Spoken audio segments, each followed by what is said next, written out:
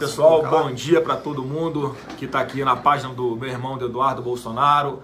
Bom dia a quem está chegando na minha página do Facebook também, aí do Flávio Bolsonaro. Pessoal, é só para a gente compartilhar com vocês a alegria dessa notícia que a gente teve hoje, de uma evolução muito grande do quadro do meu pai, né? A gente acabou de receber também há pouco a ligação de um dos médicos que está lá responsável por ele. Pode parecer pouco para quem não conhece, como a gente também não conhece, mas ele foi colocado agora, passou para uma unidade de tratamento não intensivo, já significa que é uma estabilidade bem forte do quadro dele. Ele retirou a sonda pela qual ele se alimentava, ele estava com uma sonda pelo nariz para se alimentar e já pôde comer uma das coisas que ele mais gosta na vida, que é pão com manteiga, lá um pedacinho lá na cama mesmo, né? Tomou um suco. E o pessoal tá certo, hein? Ó, pra quem tava comendo podrão na rua, tudo aí, cuscuz, cachorro quente, água da bica, mate da praia, pô, tá... Uma coisa é certa, imunidade ele deve ter aqui, os anticorpos ele tem. Tão brutos ali, pô. É quase um dragão de Komodo, né? O cara falou do lá. intestino dele. Então, graças a Deus evolui bem. E essa foi uma grande notícia pra gente hoje, a gente que acompanhou, todos vocês que estão sofrendo aí junto com a gente por causa desse atentado, saber que ele está melhorando de uma forma até acima da esperada, acima da média. É um cara forte, que tem o espírito de paraquedista, como ele gosta de falar. E então pra gente foi uma notícia muito boa isso daí hoje. Tá? Então, para compartilhar com todos vocês que o capitão voltou, queriam na covardia tirar ele dessa batalha, mas Deus está com a gente. Deus deu esse livramento para o meu pai, foi um milagre o que aconteceu com ele. Então, muito obrigado a todos aí pelas orações, né? Eduardo, você quer falar um pouquinho como é que estão as investigações aí, como é que foi a nossa conversa ontem lá com o doutor Galloro, o diretor-geral da Polícia Federal? Ontem a gente deu um pulinho lá na diretoria-geral da PF, fomos recebidos pelo doutor Galloro. A gente até agradece, a prontidão dele, que estava numa viagem aos Estados Unidos, retornou por conta desse atentado contra o nosso pai, o Jair Bolsonaro. Nenhuma linha de investigação está sendo descartada, né? O que ocorre nesse momento é que eles têm que fazer levantamentos, quebra de sigilo telefônico, foi encontrado um laptop em poder do criminoso, né? Que eu até considero como terrorista, porque sim, isso aí trata-se de um atentado terrorista. Foi a primeira vez na história do Brasil em que um candidato custodiado pela Polícia Federal sofreu um ataque, então é algo inédito. E como sempre, vocês que estão acompanhando a gente, eu sempre elogio a extração que foi feita de maneira rápida pela Polícia Federal. Então isso daí foi determinante também para salvar a vida do Jair Bolsonaro. Tem muita gente, Duda, que fala até não teve uma falha na segurança. Explica para o pessoal, você como policial federal, a questão do risco zero. Prezados, assim, a segurança dignitária é um dos trabalhos mais sensíveis que tem dentro, não só da Polícia Federal, mas de qualquer polícia que preste esse tipo de serviço. Vocês lembram, o próprio Papa, poxa, ninguém no mundo tem mais seguranças ao redor, inteligência, sniper, aquele negócio, aquele aparato todo. E o João Paulo ele chegou a ser alvejado determinada vez também por um tiro. O Ronald Reagan também foi, John Kennedy foi assassinado, Abraham Lincoln. Então diversas figuras públicas acabam, tendo esse tipo de problema. E é pior quando é político. Por quê? Porque o político tem que ter o contato com o público. E o próprio Jair Bolsonaro, ele não se permitia ser isolado. Então ele queria aquele contato com o público. A gente sabe que o risco aumenta. A polícia trabalha para reduzir ao máximo os riscos, mas não existe como você garantir 100% de segurança. Então o Jair Bolsonaro estava ciente disso, várias pessoas nos alertaram. Infelizmente ocorreu, mas após o ocorrido, realmente foi nota 10. Conseguiu pegar o criminoso. A velocidade que eles agiram lá foi fundamental, para ele chegar bem no hospital, assim, chegar vivo no hospital, Eu conversei com um dos seguranças da Polícia Federal, que quando colocou ele no chão, que viu que era faca, etc., já jogaram a camisa de pronto, ele já comprimiu ali contra o ferimento para tentar estancar, o sangramento e para evitar maior perda de sangue mesmo. Então foi bem bacana, eles foram profissionais, mantiveram a calma, ainda naquele momento um tanto quanto complicado, e as investigações continuam.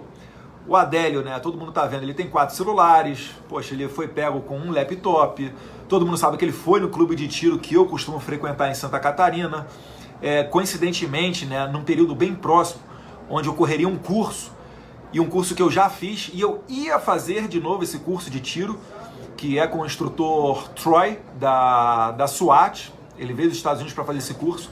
E quando isso ocorre, né, óbvio, os atiradores, os policiais querem fazer esse treinamento, porque é uma oportunidade rara de termos aqui no Brasil.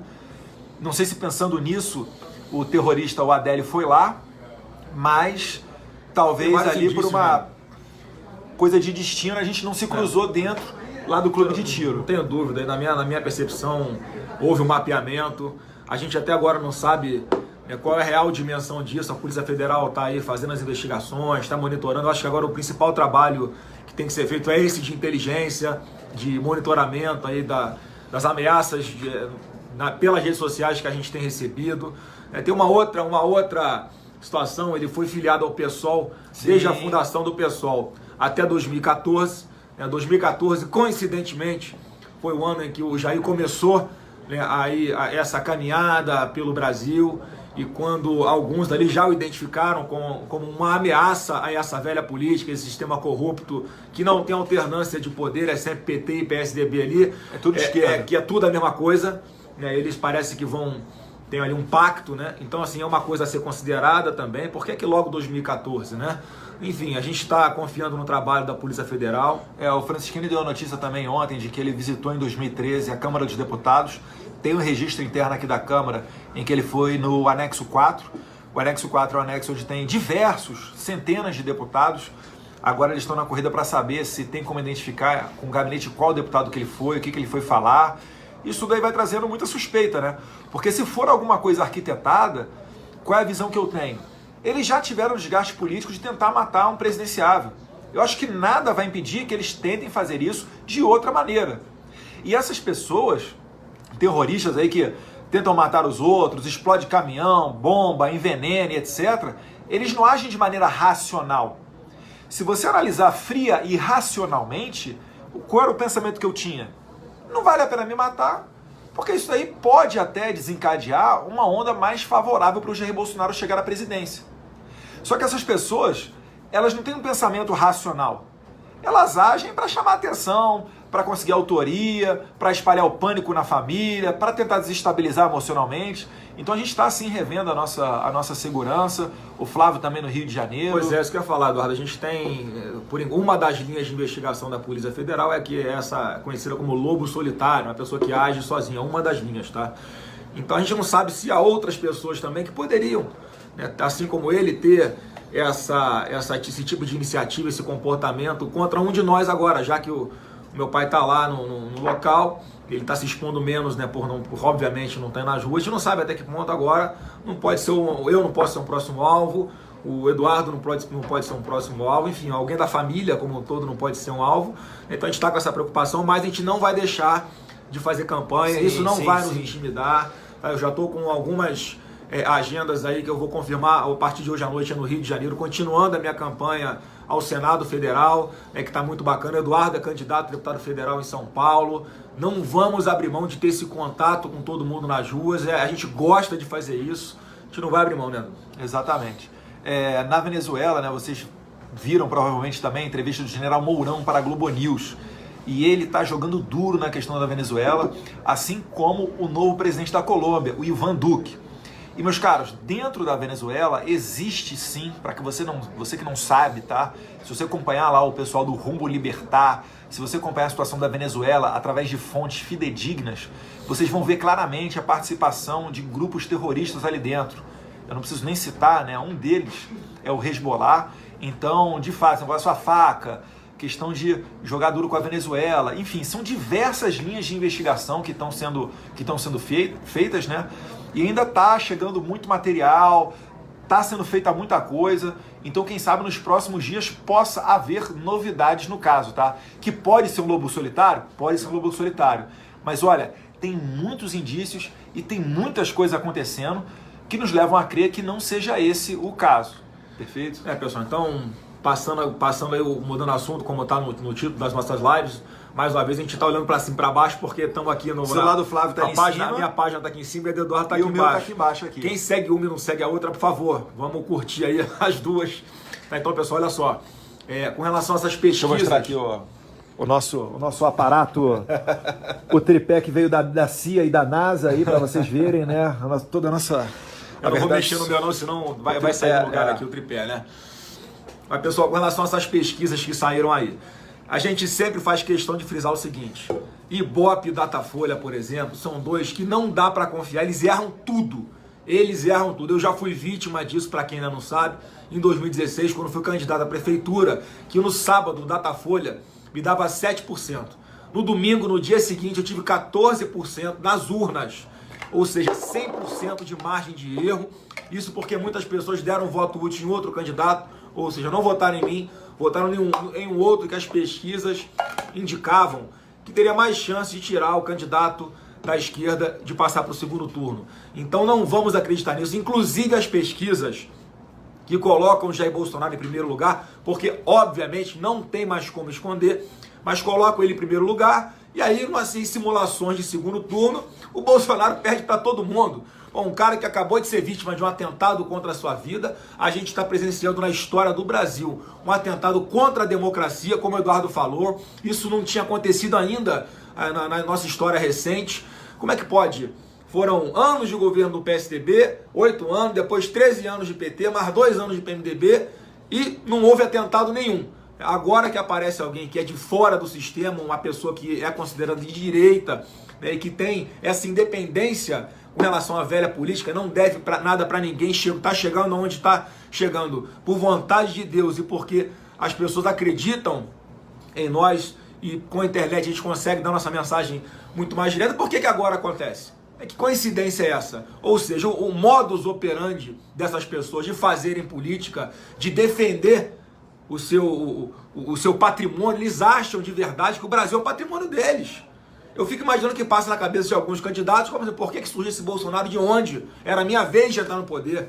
Mas Papai do Céu colocou uma pessoa decente, honesta, patriota, que tem Deus no coração como alternativa para nós nesse momento no Brasil. Então, é difícil acreditar que isso tenha partido de uma pessoa apenas. Então, há essa possibilidade, né, de ser algo muito maior, por isso a nossa preocupação, obviamente, com a nossa segurança, que a gente já está redobrando. Então, não acreditem em pesquisas. Eles induzem o eleitor a votar em A, B ou C, conforme o interesse de quem está comprando a pesquisa, né, conforme o interesse de quem esses institutos devem favor.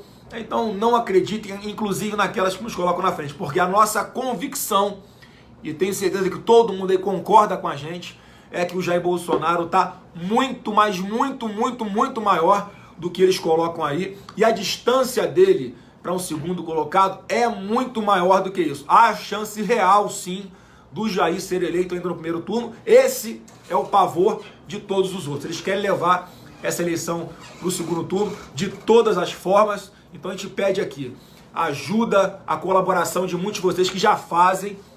Vamos intensificar esse trabalho em redes sociais, replicando os nossos conteúdos. Pessoal, vamos botar esses grupos do WhatsApp para funcionar com toda a força. Replica, reenvia para os seus grupos, para os seus contatos. Para a gente é importantíssimo, é assim que está sendo feita a nossa campanha, e assim que, se Deus quiser, a gente vai chegar até lá para fazer diferente. Beleza. Pessoal, não, né, da quantidade de interesses pelos quais a gente está batendo de frente, né? O Jair Bolsonaro mesmo diz que soldado que vai à guerra e tem medo de morrer é um covarde. Ele fez um juramento nas Forças Armadas de, se fosse preciso, entregar a sua própria vida em prol da sua pátria. E a gente está nessa pegada, né? A gente não gosta de fazer vitimismo, não estamos aqui chorando, nem fazendo nada disso não. A gente só pede a sua oração, e já que várias pessoas perguntam como é que eu posso fazer para ajudar, é compartilhar.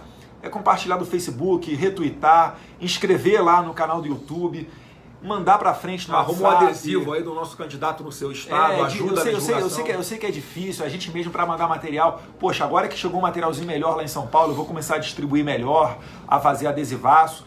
Mas todo mundo que puder ajudar, é só ser proativo e criativo. No mais aí, poxa, bola pra frente. É importante ressaltar aí, já que a gente está com uma audiência grande, todo mundo que vota no Jair Bolsonaro para presidente tem que votar também em senadores, em deputados totalmente alinhados conosco. É importante para dar uma base para que a gente consiga fazer as mudanças que o Brasil precisa. Então aqui no Rio eu sou candidato ao Senado, tem candidatos ao Senado do PSL em vários estados. Em alguns locais, em alguns estados não há candidatos é do PSL, como por exemplo o Distrito Federal. A gente tem candidatos aqui que estão no PRP. Aqui no Distrito Federal, pessoal, é o único estado, a única federação do país em que não é 17, tem que ser 44, é o PRP, tá? Aqui teve um problema com o PSL, nós não conseguimos colocar a direção nas determinações de Jair Bolsonaro, então a gente até orientou os nossos candidatos aqui em Brasília a irem para o PRP, que é número 44, tá beleza? Só para Brasília, só para o pessoal aqui do DF, tá? Isso aí, pessoal. Então eu sou candidato ao Senado no Rio de Janeiro, meu número é 177. O Eduardo é candidato a deputado federal em São Paulo, o número dele é 1720. E se você quer pesquisar algum nome, enfim, a qualquer pessoa que seja do nosso partido, esteja alinhado com a gente, é muito fácil. Vai lá no www.psl.org.br e lá você tem um botão Eleições 2018, você vê quem são os candidatos, você pesquisa por estado, por qual cargo, pelo nome. Então é muito simples, a gente pede a ajuda de vocês para divulgar isso daí tudo, tá? E para nós às vezes é complicado, porque as pessoas falam, quem é que você apoia aqui em tal estado, quem é que você não apoia em tal. Se eu colocar ali 2 candidatos a federal, todos os demais vão no segundo seguinte vir na minha jugular aqui, pô, também sou Bolsonaro, tô no PSL, me apoia, tal. Então é um pouquinho E tem pessoas sensível. de outros partidos também que nos apoiam, Sim. tá, pessoal? Então, Excelentes pessoas de outros partidos partido. também que nos apoiam. Tá. O partido a gente sabe que é secundário isso daí. Boas pessoas e ruins pessoas existem em todos os locais. Então, pessoal, encerrando a nossa live, mais uma vez agradecer as orações de todo mundo. Essa força que vocês deram para nós foi fundamental. Ainda está sendo muito difícil para a gente. Eu estive em Copacabana no domingo fazendo um ato, é até difícil segurar a emoção, porque o que a gente passou, o que a gente viu acontecer ali diante dos nossos próprios olhos, a gente sabia que tinha um risco, mas nunca imaginava que ia se concretizar. A gente nunca espera, na verdade, que vai se concretizar. Então, muito obrigado a todos vocês. Como o Eduardo falou, eu espero que vocês tenham compreendido a real noção de contra o que nós estamos lutando, as pessoas que nós estamos incomodando, simplesmente por querer um país melhor, por defender o que a gente defende. Mais uma vez um recado à grande mídia, que insiste em rotular o Bolsonaro com esse monte de adjetivo que ele não é. Parem com essa mentira. Então fica chamando o meu pai de racista, homofóbico, cara que não gosta de mulher, xenófobo. Para com isso, porque vocês podem sim influenciar pessoas a acreditarem nisso. Vocês colaboram para que algumas pessoas formem no imaginário delas um Bolsonaro que não existe. Um Bolsonaro que só vai passar a existir no imaginário dela. Então não vamos trabalhar com a mentira, para com essas fake news. A nossa história de vida, a nossa família, os nossos posicionamentos em toda a nossa vida pública falam que a gente não é isso tudo que vocês nos acusam. E essa foi a prova para mostrar quem são os intolerantes, que não somos nós. O Eduardo falou algumas vezes também, já foi purpurinada, ovada, cusparada, e a gente na nossa mansidão segura, dá vontade de fazer besteira, dá, mas a gente segura, pede a mansidão aí para Deus, para não reagir à mesma altura. Mas olha que ponto a gente chegou. Não estou falando com isso agora a gente vai reagir com violência, não é isso, mas só para que todos enxerguem que essa narrativa de querer nos outros lá, porque não tem como falar que a gente é corrupto, não tem como falar que a gente está no bolso de ninguém. Então fica essas mentiras para tentar nos colocar contra alguns segmentos, como as mulheres, por exemplo. Tá no livro dele, eu já escrevi aí, veja como a filhinha dele, a Laurinha, mudou radicalmente a vida dele. O meu pai com a gente tinha um tratamento ali de homem para homem, normal, uma coisa mais bruta, menos emotiva. Depois que a filhinha dele nasceu, que a nossa irmã nasceu, ele mudou radicalmente nesse aspecto aí. As pessoas amadurecem, evoluem, a gente até chegou de como meu pai tá nos últimos anos evoluindo. Deus está preparando ele a cada dia, se Deus quiser, se for a vontade dele, para ser o capitão que vai tomar conta, aí vai orientar as mudanças do nosso país, vai fazer a gente voltar a ter orgulho de ser brasileiro. Beleza. Pessoal, obrigado pela força, tamo junto em orações, e conforme for aí acontecendo os fatos, a gente vai fazendo aqui as lives, que é mais efetivo do que falar com uma parte da imprensa, tá? A gente também nunca generaliza, tem boa parte da imprensa que faz esse excelente trabalho, trata a gente com respeito, tem se preocupado com o Jair Bolsonaro, tá? mas tem uma parte menorzinha dela ali que realmente não dá para engolir, não. Pessoal fazendo pergunta idiota sobre desarmamento. Lembrando a vocês que em Minas Gerais, tá, tem uma lei estadual que proíbe o porte de faca. E aí, impediu o Jair Aqui no Bolsonaro Rio de também tomar tem, facada? Duda. Aqui no Rio, né? No Ah, Rio de tem Janeiro Brasília. também. Em 2015 foi aprovado, obviamente, com o meu voto contra na Assembleia, o Estatuto do Desfacamento. Isso é a prova de que uma pessoa, para matar alguém, não tem que ter arma de fogo. Ela mata com o instrumento que ela quiser. Então quem mata são as pessoas, não são as armas, não é um instrumento. A gente tem que combater essa impunidade e mudar essa percepção que é massificada em cima da gente de uma forma errada. Beleza. Um abraço aí, pessoal. Fica com Obrigado Deus. a todo mundo. Abraço e fique com Deus.